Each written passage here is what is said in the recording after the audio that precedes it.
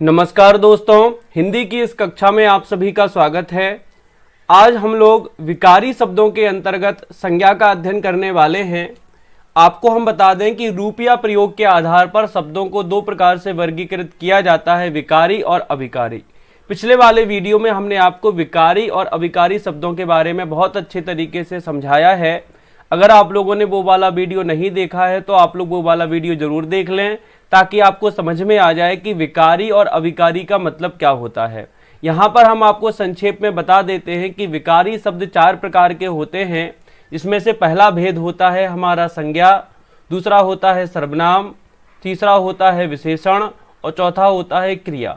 यहाँ पर हम बात करने वाले हैं संज्ञा की यहाँ पर हम चर्चा करेंगे। संज्ञा क्या होती है, संज्ञा के कितने भेद होते हैं, इन सभी की चर्चा हम लोग इस वाले वीडियो में करने वाले हैं। संज्ञा एक बहुत ही महत्वपूर्ण टॉपिक है, क्योंकि लगभग जितने भी एग्जाम होते हैं जहां पर हिंदी आती है वहां पर संज्ञा से संबंधित प्रश्न जरूर पूछे जाते हैं। तो संज्ञा आप कह सकते हैं कि हिंदी का बहुत ही महत्वपूर्ण टॉपिक है।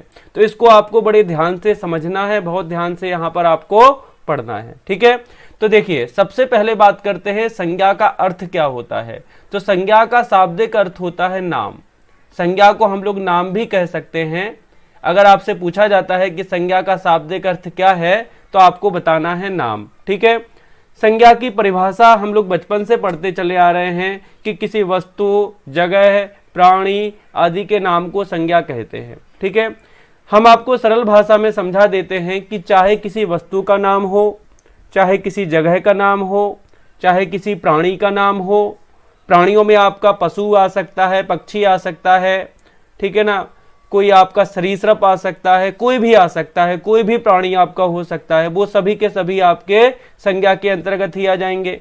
कोई स्थान हो सकता है, किसी गांव का नाम हो सकता है, किसी शहर का नाम हो सकता है, किसी बिल्डिंग का नाम हो सकता है, किसी पहाड़ पर्वत का नाम हो सकता है, किसी नदी का नाम हो सकता है। तो सीधा सीधा आपको समझ लेना है, किसी का भी नाम हो वह हमारी संज्ञा है। बात समझ में आ गई ना।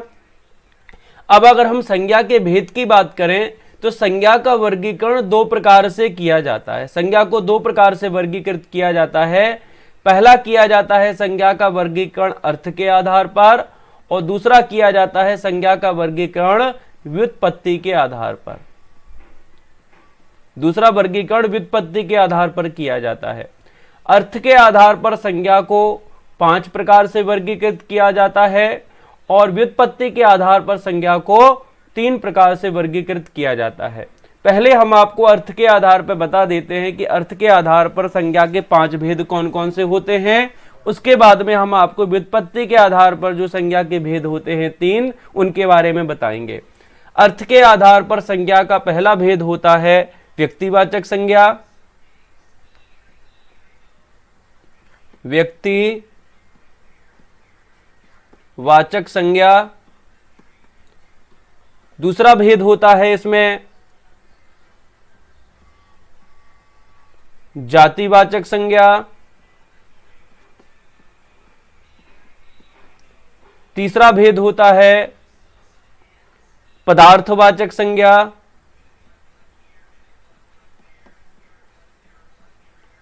पदार्थवाचक संज्ञा को हम लोग द्रव्यवाचक संज्ञा भी कह सकते हैं। तो तीसरा भेद हो जाएगा हमारा पदार्थ या द्रव्यवाचक संज्ञा। चौथा भेद होता है समूहवाचक संज्ञा। समूहवाचक संज्ञा। और 5वां भेद होता है भाववाचक संज्ञा।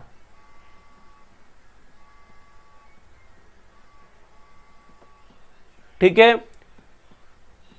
तो ये 5 भेद होते हैं अर्थ के आधार पर। हिंदी के जो विद्वान हैं, जिन्होंने हिंदी व्याकरण के ऊपर काम किया है, उन्होंने मुख्य रूप से संज्ञा को 3 प्रकार से ही वर्गीकृत किया है, अर्थ के आधार पर भी। ठीक है ना। जिन लोगों ने अर्थ के आधार पर संज्ञा को 3 प्रकार से माना है, उन्होंने पदार्थवाचक संज्ञा को और समूहवाचक संज्ञा को जातिवाचक संज्ञा का ही उपभेद माना है। इस बात को ध्यान से समझिए, जो हम आपको बता रहे हैं, बहुत इंपॉर्टेंट बात हम आपको बता रहे हैं हिंदी के कुछ विद्वानों ने पदार्थवाचक संज्ञा को और समूहवाचक संज्ञा को जातिवाचक संज्ञा का ही उपभेद माना है। ठीक है, लेकिन आधुनिक जो वर्गीकरण हम लोग पढ़ते हैं वो अंग्रेजी के आधार पर पढ़ते हैं। जिस तरह से अंग्रेजी में संज्ञा को 5 प्रकार से वर्गीकृत किया जाता है, उसी प्रकार से हम लोग हिंदी में भी 5 प्रकार से ही संज्ञा का वर्गीकरण पढ़ते हैं और पदार्थवाचक संज्ञा को और समूहवाचक संज्ञा को अलग संज्ञा मान लिया जाता है। बात समझ में आ गई। लेकिन अगर मान लीजिए कहीं पर आपका प्रश्न इस प्रकार से पूछा गया कि अर्थ के आधार पर संज्ञा के कितने भेद होते हैं, तो अगर मान लीजिए आपके ऑप्शन में 5 नहीं दिया है और 3 ऑप्शन दिया है, तो फिर आप लोग 3 के साथ ही जाएंगे। क्यों? क्योंकि फिर हम पदार्थवाचक संज्ञा को और समूहवाचक संज्ञा को जातिवाचक संज्ञा का ही हिस्सा मान लेंगे। इसी प्रकार से अगर मान लीजिए कोई प्रश्न आया, मान लीजिए कि आपका एक प्रश्न आया है परीक्षा में कि लोहा एक धातु का नाम है। अभी आपको थोड़ा उदाहरण बता रहे हैं, बाकी इनके भेद हम आगे बताने वाले हैं। थोड़ा अभी हम आपको उदाहरण बता रहे हैं। एक मान लीजिए आपकी परीक्षा में एक प्रश्न आ गया लोहा, और आपसे पूछा गया कि लोहा शब्द में कौन सी संज्ञा है। अब मान लीजिए एक ऑप्शन दिया वहां पर व्यक्तिवाचक संज्ञा, दूसरा ऑप्शन दिया उसमें जातिवाचक संज्ञा, तीसरा ऑप्शन दिया उसमें भाववाचक संज्ञा, और चौथा कुछ और ऑप्शन दे दिया, और या सर्वनाम का एक ऑप्शन दे दिया, उन्होंने कुछ भी दे दिया। तो अब आप यहां पर देखेंगे कि यहां पर ना तो पदार्थवाचक संज्ञा दिया गया है ना द्रव्यवाचक संज्ञा दिया गया है, क्योंकि लोहा जो है वो क्या है, एक प्रकार का पदार्थ है। ठीक है ना, तो ये पदार्थवाचक संज्ञा के अंतर्गत आता है। लेकिन ऑप्शन में कहीं पर भी पदार्थवाचक संज्ञा या द्रव्यवाचक संज्ञा नहीं दिया गया है, तो फिर हम लोहा को जातिवाचक संज्ञा मानेंगे और हम जातिवाचक संज्ञा पे ही टिक करेंगे। बात समझ में आ रही ना? क्योंकि जहां पर पदार्थवाचक संज्ञा को, समूहवाचक संज्ञा को जातिवाचक संज्ञा का ही हिस्सा मान लिया जाता है, वहां पर इनके उदाहरणों को भी हम जातिवाचक संज्ञा का ही हिस्सा मानेंगे। तो आप लोगों को इस बात को ध्यान में रखना है कि कुछ लोग अर्थ के आधार पर संज्ञा के 3 भेद मानते हैं और कुछ विद्वान अर्थ के आधार पर संज्ञा को 5 प्रकार से वर्गीकृत करते हैं। ठीक है, अब हम आपको एक एक करके आगे बताएंगे कि व्यक्तिवाचक संज्ञा क्या होती है, जातिवाचक संज्ञा क्या होती है। इन सभी के बारे में हम आपको विस्तार से बताने वाले हैं। उसके पहले हम आपको बता दें कि व्युत्पत्ति के आधार पर जो संज्ञा के 3 भेद होते हैं वो कौन कौन से होते हैं। विद्वानों ने व्युत्पत्ति के आधार पर जो संज्ञा के 3 भेद माने हैं, उनमें पहला माना है व्यक्तिवाचक,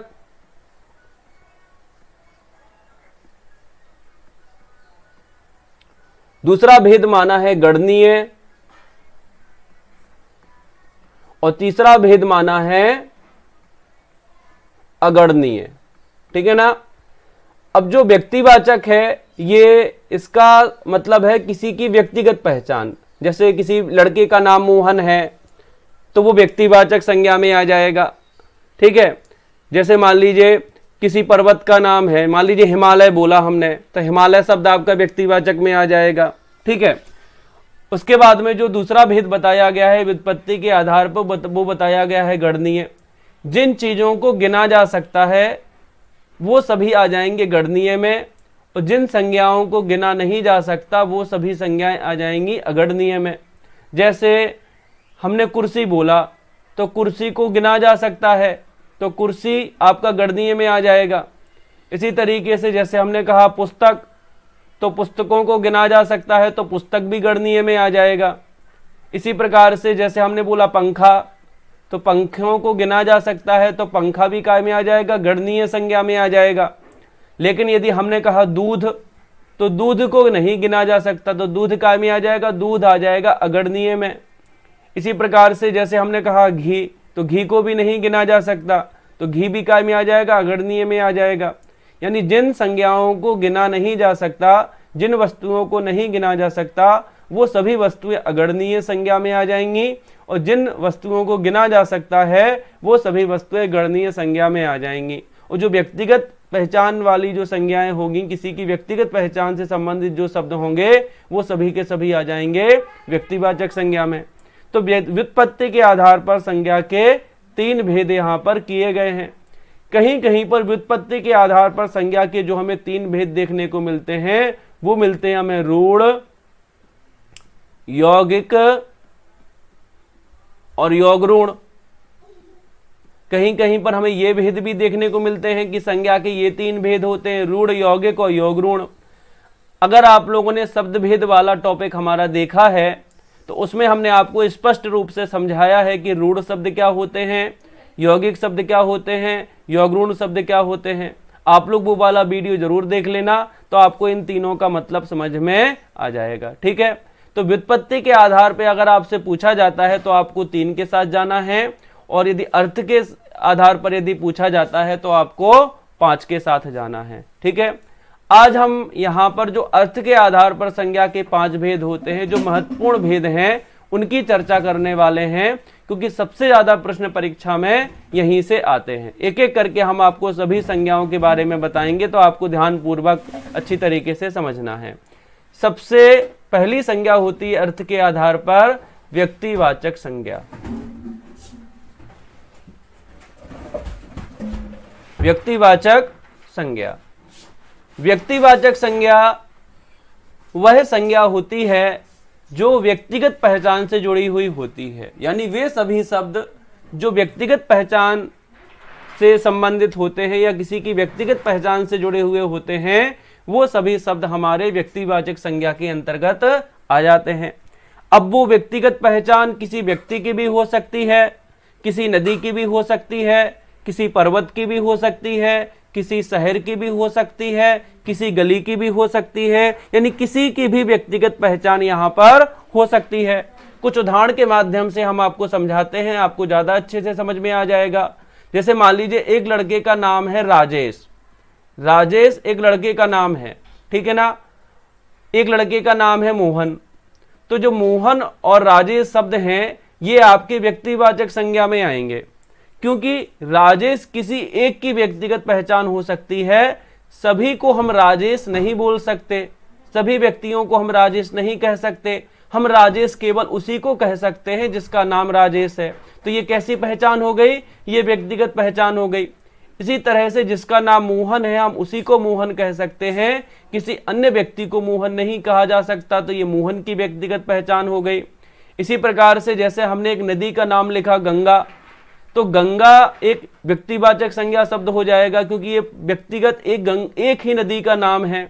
किसी अन्य नदी को हम गंगा नहीं कह सकते, ठीक है। गंगा नदी को ही हम गंगा कह सकते हैं, किसी और नदी के लिए हम गंगा शब्द का प्रयोग नहीं कर सकते हैं, इसलिए गंगा शब्द भी व्यक्तिवाचक संज्ञा में आ जाएगा।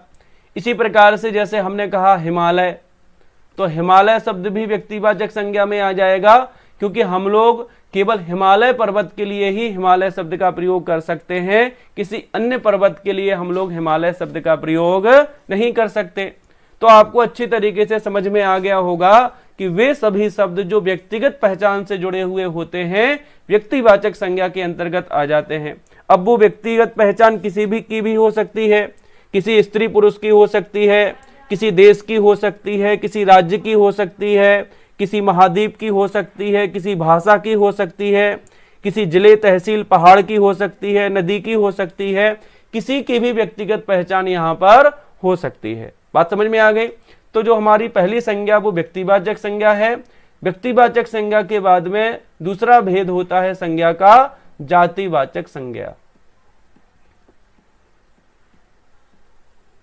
जातिवाचक संज्ञा, जातिवाचक संज्ञा में वे संज्ञा शब्द आते हैं जो पूरी की पूरी जाति का बोध कराते हैं। मतलब उस शब्द से हमें उस पूरी जाति के बारे में पता चल जाता है, ठीक है। जैसे मान लीजिए हमने कहा लड़का, तो लड़का शब्द एक जातिवाचक संज्ञा है, ठीक है, क्योंकि लड़का कहा हमने तो हर लड़के की यहां पर बात हो रही है। अब वो लड़का कहीं का भी हो, ठीक है, चाहे किसी शहर का हो, चाहे किसी गांव का हो, चाहे भारत का हो, चाहे अमेरिका का हो, कहीं का भी लड़का हो, हम उसको लड़का कह सकते हैं। यानी कि ये शब्द पूरी की पूरी जाति का बोध करा रहा है, तो लड़का शब्द जातिवाचक संज्ञा के अंतर्गत आ जाएगा। उसी प्रकार से जैसे हमने कहा नदी, तो नदी शब्द भी जातिवाचक संज्ञा के अंतर्गत ही आ जाएगा, क्योंकि हर नदी को हम नदी बोल सकते हैं, चाहे वो गंगा हो, गंगा नदी को भी हम नदी कहेंगे, यमुना नदी को भी हम नदी कहेंगे, बेतवा नदी को भी हम नदी कहेंगे, गोदावरी नदी को भी हम नदी कहेंगे, यानी हर नदी के लिए हम लोग नदी शब्द का प्रयोग कर सकते हैं। तो नदी शब्द भी हमारा जातिवाचक संज्ञा में आ जाएगा। इसी प्रकार से जैसे हम कहें पर्वत, तो पर्वत शब्द भी जातिवाचक संज्ञा में आ जाएगा। अगर हिमालय पर्वत है उसके लिए भी हम लोग पर्वत शब्द का प्रयोग कर सकते हैं। अरावली पर्वत है, अरावली के लिए भी हम लोग पर्वत शब्द का प्रयोग कर सकते हैं। सतपुड़ा के लिए भी हम लोग पर्वत शब्द का प्रयोग कर सकते हैं। आल्पस के लिए भी हम लोग पर्वत शब्द का प्रयोग कर सकते हैं। यानी दुनिया के किसी भी हिस्से में कोई भी पर्वत हो उसको हम लोग पर्वत कह सकते हैं। तो ये पर्वत शब्द कैसा माना जाएगा? पर्वत आपका जातिवाचक शब्द माना जाएगा। तो आपको समझ में आ गया होगा कि वे शब्द जो किसी एक व्यक्ति या वस्तु का बोध ना कराकर पूरी की पूरी जाति का बोध कराते हैं, ऐसे शब्दों को जातिवाचक संज्ञा के अंतर्गत रखा जाता है। अब यहां पर हम 2-3 बातें आप लोगों को क्लियर कर दें, क्योंकि परीक्षाओं में गलतियां होती हैं। जैसे हमने कहा फल और हमने कहा आम। हमसे अक्सर विद्यार्थी ये प्रश्न करते हैं कि सर अगर फल आ गया तो फल जातिवाचक संज्ञा हो जाएगा, लेकिन यदि आम आ गया या केला आ गया या अमरूद आ गया तो फिर उसको व्यक्तिवाचक में जाना चाहिए, किताबों में जातिवाचक क्यों दिया रहता है? तो हम यहां पर आपके इसी कंफ्यूजन को दूर करने वाले हैं। बहुत ध्यानपूर्वक समझना। अगर आपका फल आता है तो वो निश्चित तौर पे आपका जातिवाचक संज्ञा ही है, लेकिन यदि किसी फल का नाम आ जाता है, मान लीजिए आम आ जाए, सेब आ जाए, अमरूद आ जाए, केला आ जाए, किसी सब्जी का नाम आ जाए, किसी फूल का नाम आ जाए, किसी पेड़ का नाम आ जाए, तो वो भी हमारा जातिवाचक संज्ञा ही माना जाएगा। क्योंकि मान लीजिए यदि हम आम कहते हैं तो आम क्या है? आम एक जाति सूचक शब्द है, क्योंकि ऐसा तो है नहीं कि आम किसी एक ही आम को कहें। हम कहीं पर भी आम हो हम उसको आम ही कहेंगे। आपने तो रखा नहीं आम नाम, वो तो एक पूरी की पूरी आम जाति का बोध करा रहा है, तो आम भी जातिवाचक संज्ञा ही हो जाएगा। अगर ऐसा होता कि एक आम को ही अगर आप आम कहते तो फिर वो व्यक्तिवाचक हो जाता। जैसे नदी है गंगा, तो हम एक नदी को ही गंगा कहते हैं तो यहां पर वो व्यक्तिवाचक हो गई। लेकिन ऐसा तो है नहीं कि एक आम को ही हम आम कहते हों, हर आम को हम आम कहेंगे। दिल्ली में मिलने वाले आम को भी हम आम कहेंगे, भोपाल में मिलने वाले आम को भी हम आम कहेंगे, मुंबई में मिलने वाले आम को भी हम आम कहेंगे। तो जब सभी को हम आम कहेंगे, सभी को हम आम कह के संबोधित करेंगे, तो फिर आम हमारा व्यक्तिवाचक संज्ञा कैसे हो सकता है? क्योंकि वो तो पूरी की पूरी जाति का बोध करा रहा है। तो याद रखना है आपको, अगर फल शब्द आ जाता है तो वो भी हमारा जातिवाचक संज्ञा है, और यदि आम आ जाता है या किसी अन्य फल का नाम आ जाता है तो वो भी हमारा जातिवाचक संज्ञा ही कहलाएगा। इसी प्रकार से अगर मान लीजिए पशु शब्द आ जाता है तो पशु शब्द में भी जातिवाचक संज्ञा होगी। लेकिन अगर हम किसी पशु का नाम ले लें, हमने कहा घोड़ा, तो घोड़ा शब्द भी जातिवाचक संज्ञा ही होगा, ना कि व्यक्तिवाचक। याद रखना इस बात को, घोड़ा भी जातिवाचक संज्ञा में ही आएगा। हम गाय बोलेंगे, गाय भी जातिवाचक संज्ञा के अंतर्गत आएगा। ठीक है, हम किसी भी पशु का नाम बोलें वो सभी शब्द हमारे जातिवाचक संज्ञा में ही आएंगे। हम किसी पक्षी का नाम बोलें, हम तोता बोलेंगे वो भी जातिवाचक संज्ञा में आएगा। हम कौवा बोलेंगे वो भी जातिवाचक संज्ञा में आएगा। हम किसी भी पक्षी का नाम बोलेंगे वो जातिवाचक संज्ञा में आएगा। हम किसी फूल का नाम बोलें, हम गुलाब बोलें, हम कमल बोलें, हम गुड़हल बोलें, तो वो भी जातिवाचक संज्ञा में आएगा। तो आपको याद रखना है कि फूलों के नाम, पशु पक्षियों के नाम, ये सभी आपके जातिवाचक संज्ञा के अंतर्गत ही आते हैं। क्योंकि जैसे आपने अगर घोड़ा बोला तो कहीं पर भी घोड़ा पाया जाएगा तो आप उसको घोड़ा ही तो बोलोगे, ऐसा तो है नहीं कि आप उसको कुछ और बोलो। ठीक है, तो घोड़ा शब्द जो है वो पूरी की पूरी जाति का बोध करा रहा है, इसलिए घोड़ा भी आपका जातिवाचक संज्ञा में ही आएगा। इसी प्रकार से तोता है, कहीं का भी तोता हो, कहीं भी आपको दिखाई दे तो आप तोता ही कहते हो, तो तोता शब्द भी कैसा हो जाएगा? तोता शब्द भी जातिवाचक हो जाएगा। बात समझ में आ रही ना? तो कभी भी अगर आपका परीक्षा में इस तरीके से प्रश्न आ जाए तो आपको कभी भी अब गलती नहीं करना है, अच्छी तरीके से आपको ध्यान देना है। बात समझ में आ गई? चलिए, तो हमने आपको 2 संज्ञाएं यहां पर क्लियर करा दी हैं। पहली संज्ञा हमारी जातिवाचक संज्ञा है, व्यक्तिवाचक संज्ञा है, और दूसरी संज्ञा है हमारी जातिवाचक। पशु पक्षियों के नाम हो, चाहे पेड़ पौधों के नाम हो, चाहे दैनिक उपयोगी वस्तुएं हो, जैसे कुर्सी है, घड़ी है, कलम है, ये भी आपकी जातिवाचक संज्ञा में आ जाएंगी। प्राकृतिक आपदाएं हैं, जैसे प्राकृतिक यदि आपदाओं के नाम आ जाते हैं जैसे आंधी तूफान, तो वो भी आपकी जातिवाचक संज्ञा में ही आ जाएंगे। शरीर के अंगों के अगर नाम लिए जाते हैं, जैसे हम कहें नाक कान, तो ये भी आपके जातिवाचक संज्ञा में ही आ जाएंगे। सामाजिक संबंधों के यदि हम बात करें, जैसे भाई बहन, चाचा चाची, नाना नानी, तो ये शब्द भी आपकी जातिवाचक संज्ञा में आ जाएंगे। यदि हम पदों के नाम की बात करें, जैसे मंत्री, प्रोफेसर, शिक्षक, यदि हम ये बोलें तो ये भी हमारे जातिवाचक संज्ञा में ही आ जाएंगे सभी शब्द। ठीक है, तो आपको ध्यान में रखना है कि ये सभी शब्द हमारे जातिवाचक संज्ञा में आ जाते हैं। बात क्लियर, बात समझ में आ गई ना? हाँ, जैसे मान लीजिए कि आपके घर में एक गाय है और आपने अपनी गाय का कुछ नाम रख दिया। मान लीजिए आपने अपनी गाय का नाम नंदनी रख दिया। ठीक है, अब जब आप नंदनी शब्द बोलोगे तो नंदनी शब्द हो जाएगा व्यक्तिवाचक संज्ञा, क्योंकि ये नाम आपके द्वारा दिया गया है। केवल आप अपनी गाय को ही नंदनी बोलते हो, किसी अन्य गाय को नंदनी नहीं बोलते हो, तो नंदनी शब्द यहां पर व्यक्तिवाचक संज्ञा हो जाएगा। लेकिन जब आप लोग गाय बोलोगे तो गाय तो हर गाय को बोला जाता है, तो गाय शब्द आपका जातिवाचक संज्ञा में आ जाएगा। तो दोनों संज्ञाएं आप लोगों से क्लियर हो गई होंगी, यहां पर आपको अब कोई कंफ्यूजन नहीं होगा। इसके बाद में अब आपकी 3 संज्ञाएं बचती हैं, तो तीसरी संज्ञा को हम आपको बताते हैं। तीसरी संज्ञा हो जाएगी हमारी पदार्थवाचक संज्ञा।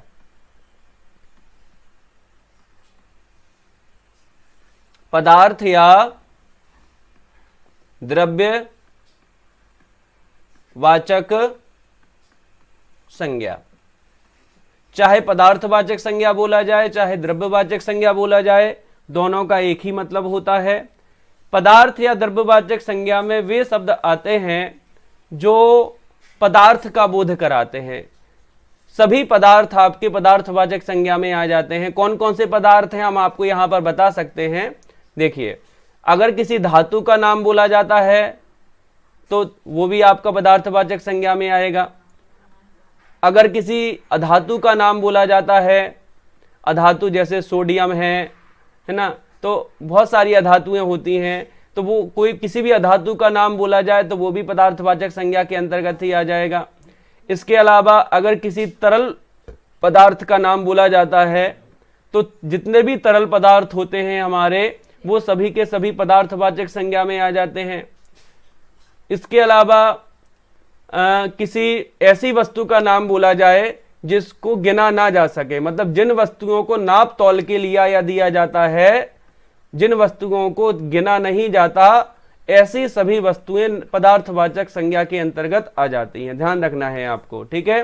नाप तौल वाली सभी वस्तुएं पदार्थवाचक संज्ञा के अंतर्गत आ जाती हैं। अगर हम किसी गैस का नाम बोलें तो गैसें जितनी भी हैं हमारी, वो सभी के सभी पदार्थवाचक संज्ञा में आ जाएंगी। अगर हम किसी पत्थर का नाम बोलें तो जितने भी प्रकार के पत्थर होते हैं वो सभी हमारे पदार्थवाचक संज्ञा में आ जाएंगे।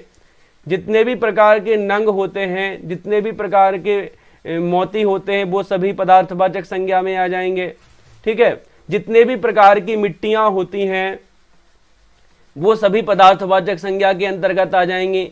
तो हमने आपको अच्छी तरीके से समझा दिया है कि कौन कौन सी चीजें पदार्थवाचक संज्ञा में आ जाती हैं।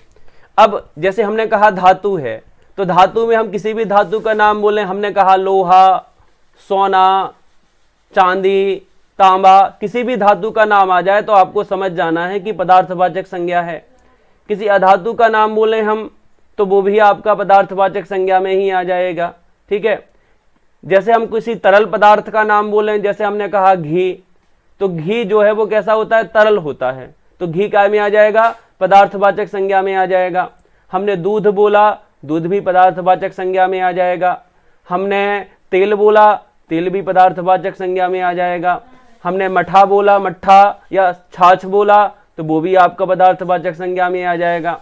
तो यदि किसी तरल पदार्थ का नाम बोला जाता है तो वो सभी पदार्थ आपके पदार्थवाचक संज्ञा के अंतर्गत आ जाते हैं। इसके बाद में जिन चीजों को नाप तौल के लिए दिया जाता है वो सभी वस्तुएं भी आपकी पदार्थवाचक संज्ञा में ही आती हैं, ठीक है। जैसे मान लीजिए कि आप बाजार में गए, अब बाजार में आपको शक्कर लेना है। अब आपको शक्कर लेना है तो आप शक्कर गिन के तो बताओगे नहीं कि हमें 5 शक्कर दे दो, 10 शक्कर दे दो, आप शक्कर की मात्रा बताओगे। कि हमें 1 किलोग्राम शक्कर दे दो या 2 किलोग्राम शक्कर दे दो या 5 किलोग्राम शक्कर दे दो, यानी कि हम इसको नाप तौल करके लेते हैं। शक्कर है, गुड़ है, चाय है, बेसन है, आटा है, ये सभी वस्तुएं हम लोग नाप तौल कर लेते हैं, तो ये सभी वस्तुएं हमारी पदार्थवाचक संज्ञा के अंतर्गत ही आ जाएंगी। किसी अनाज की बात हो, जैसे गेहूं है, तो गेहूं भी आपका पदार्थवाचक संज्ञा में ही आ जाएगा, क्योंकि जब आप लोग गेहूं लेने जाओगे बाजार से तो इनको भी आप कैसे लोगे, इसको आप लोगे मात्रा के हिसाब से। चावल लेने जाएंगे तो चावल भी मात्रा के हिसाब से लेंगे, दाल लेने जाएंगे तो दाल भी मात्रा के हिसाब से लेंगे, कपड़ा लेने जाएंगे कपड़ा भी मात्रा के हिसाब से लेंगे, घी, दूध, तेल, इनको भी हम लोग मात्रा के हिसाब से लेंगे। तो जिन चीजों को नाप तौल के लिया जाता है, ऐसी सभी वस्तुएं हमारी पदार्थवाचक संज्ञा के अंतर्गत आ जाती हैं। जितने भी प्रकार की गैसें होती हैं वो सभी पदार्थवाचक संज्ञा में आती हैं। जैसे हम नाइट्रोजन बोलें, हाइड्रोजन बोलें, कार्बन डाइऑक्साइड बोलें, हीलियम बोलें, नियॉन बोलें, किसी भी गैस का यदि हम नाम लेते हैं तो सभी प्रकार की गैसें पदार्थवाचक संज्ञा में आ जाती हैं। यदि हम मिट्टी की बात करें, किसी भी मिट्टी की बात करें, हम लाल मिट्टी कहें, काली मिट्टी कहें, लेटेराइट मिट्टी कहें, किसी भी मिट्टी की अगर हम बात करें तो सभी प्रकार की मिट्टियां पदार्थवाचक संज्ञा में आ जाती हैं। किसी भी हम पत्थर की बात करें, किसी भी पत्थर की क्वालिटी की बात करें, हमने कहा गौरा पत्थर, हमने कहा लेटेराइट, हम किसी भी पत्थर की बात करें तो सभी प्रकार के पत्थर आपके पदार्थवाचक संज्ञा में आ जाएंगे। जितने भी प्रकार के नंग होते हैं, जितने भी प्रकार के मोती होते हैं, कितने भी प्रकार के हीरे होते हैं, वो सभी के सभी आपके पदार्थवाचक संज्ञा के अंतर्गत ही आ जाते हैं। बात समझ में आ गया? तो अब आपको अच्छी तरीके से समझ में आ गया होगा कि कौन कौन सी चीजें आपकी पदार्थवाचक संज्ञा के अंतर्गत आ जाएंगी। ठीक है, तो 3 संज्ञा हम आपको क्लियर करा चुके हैं। इसके बाद में चौथे नंबर पे जो संज्ञा आती है वो है हमारी समूहवाचक संज्ञा। समूहवाचक संज्ञा। समूहवाचक संज्ञा में वे शब्द आते हैं जो किसी एक वस्तु या व्यक्ति का बोध ना कराकर पूरे के पूरे समूह का बोध कराते हैं। समझ में आ गई ना बात? किसी एक व्यक्ति या वस्तु का बोध ना कराकर पूरे के पूरे समूह का बोध कराते हैं। इसमें कैसे शब्द आएंगे हम आपको बताते हैं। जैसे हमने बोला परिवार, तो परिवार एक समूहवाचक संज्ञा का शब्द हो जाएगा, क्योंकि जब हम परिवार कहते हैं तो किसी एक व्यक्ति की बात नहीं होती है। परिवार में जितने भी सदस्य होते हैं यहाँ पर सभी की बात होती है। एक व्यक्ति अकेला परिवार तो नहीं बनता है। जब बहुत सारे लोग होते हैं, माता पिता होते हैं, उनके सभी संतानें होती हैं, तभी परिवार बनता है। तो परिवार शब्द अपने आप में समूहवाचक है। समझ में आ गया ना? इसी प्रकार से जैसे हमने कहा टीम, तो एक व्यक्ति से टीम तो बनती नहीं है, बहुत सारे व्यक्ति जब मिलते हैं तभी टीम बनती है। तो टीम शब्द भी आपका समूहवाचक संज्ञा का शब्द हो जाएगा। इसी प्रकार से जैसे हमने कहा सेना या हमने कहा फौज, ठीक है, या अंग्रेजी में हम कहें आर्मी शब्द का प्रयोग भी कर सकते हैं, तो सेना या फौज शब्द भी आपका समूहवाचक संज्ञा में आ जाएगा। हमने कहा पुलिस, तो पुलिस शब्द भी समूहवाचक संज्ञा का ही शब्द है।